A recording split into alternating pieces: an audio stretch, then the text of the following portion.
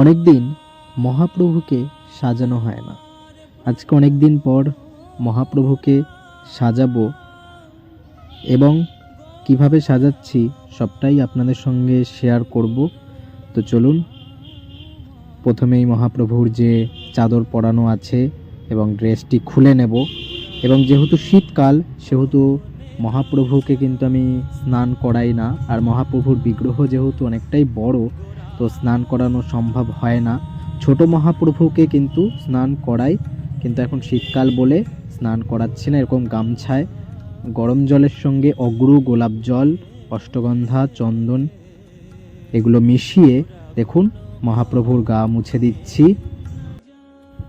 প্রভুর সেবা করার নিয়ম জানি না, মন্ত্র জানি না, বিধান জানি না, তবুও মন থেকে যেভাবে চায় আমার প্রাণ গৌর সুন্দরকে চেষ্টা করি সেবা করার।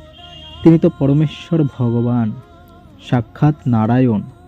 তিনি অবশ্যই আমার ত্রুটি মার্জনা করবেন।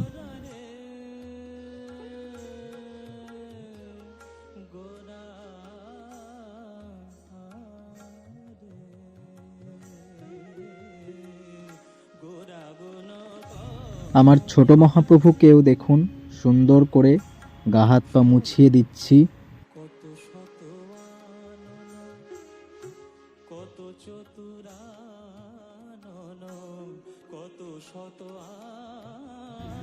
মহাপ্রভুর শৃঙ্গার হয়ে গেছে, আপনাদেরকে দর্শন করাচ্ছি।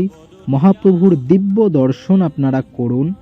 দেখুন কেমন লাগছে আমার মহাপ্রভুকে, মুখ যেন ফেরানো যাচ্ছে না।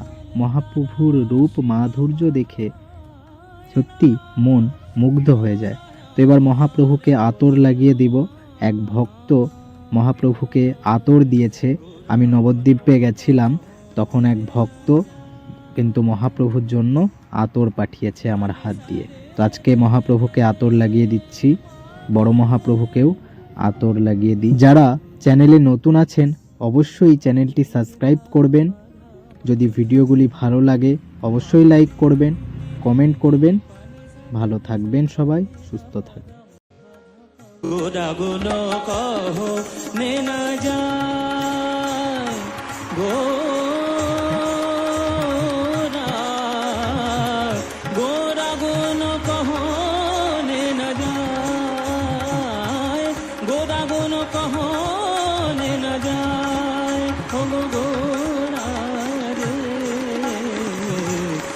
गुण कहने न जाए।